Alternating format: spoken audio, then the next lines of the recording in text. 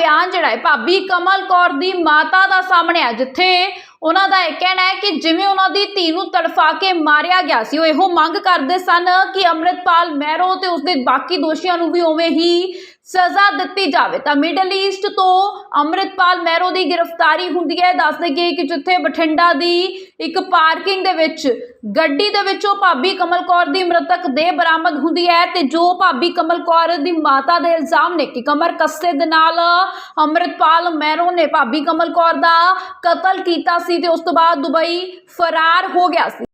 यही कहना चाहूँगी कि जो प्रशासन मेरे से बोल रहा था कि उसको ले आएंगे, मुझे यकीन हो गया कि हाँ आ गया वो। उसे अब सज़ा मिलेगी, मुझे भी संतुष्टि होगी कि हाँ ये पकड़ा गया। और क्यों पकड़ा गया कि ये भागा हुआ था क्राइम करके, अब आया है ये।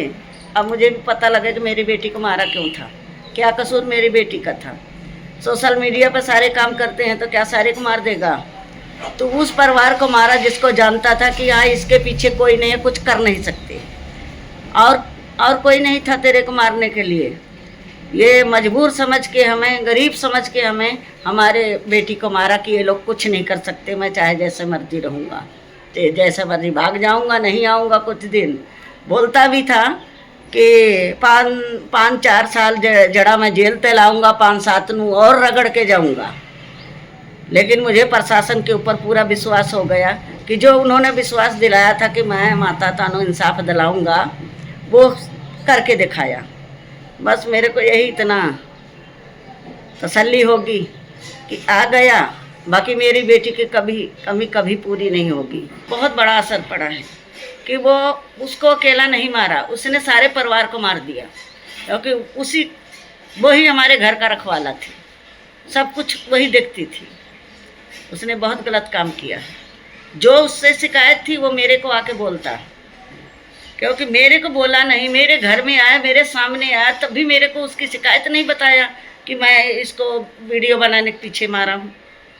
मेरे घर में आया तो मेरे से बताता, तू और भी किसी को लेके आता, जनानियाँ लेके आता, जत्थेदार अपना लेके आता, मेरे दरवाजे आते, कहते कि हाँ ये वीडियो बनाती है, तुम्हारे धर्म को कभी वो गलत कही हो या तुम्हारे ऊपर कोई टिप्पणी की हो, कुछ गलत बोला हो तो उसको मेरे से बताते। कभी ऐसा उसका वीडियो कोई बता ही नहीं सकता कि ऐसे कभी धर्म बारे बोला होगा। मेरी बेटी गुरुद्वारे भी जाती थी, वहाँ भी जाके मत्था टेकती थी, वहाँ लंगर खा के आती थी।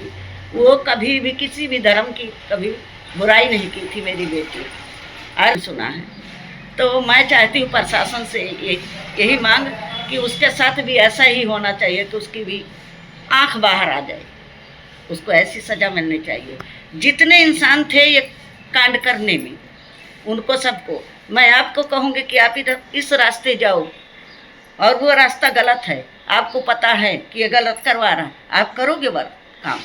जो 3 बंदे और थे, जब ये बोला कि इसको सौदा ला दो तो उनको तीनों बंदों को इसको पकड़ के बाहर करना था, पकड़ लेना था। कहते शोर मचाते, कहते ये हम लोगों से ये कांड करवा रहा है। तब तो 3 बंदे जो है कि वो दोषी ना होते, उन्होंने मिलके इसका साथ दिया। 2 बंदे उसका कमर कस्सा खींचा था और ये मुंह दबाया था।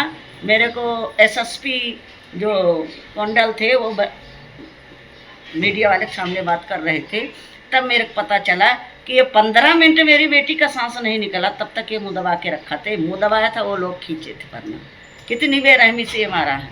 एक बंदा को फांसी होती, एक झटके में मार देते। ਤੁਸੀਂ ਸਜ਼ਾ ਦੀ ਮੰਗ ਕਰਦੇ ਜੀ ਹੁਣ? फांसी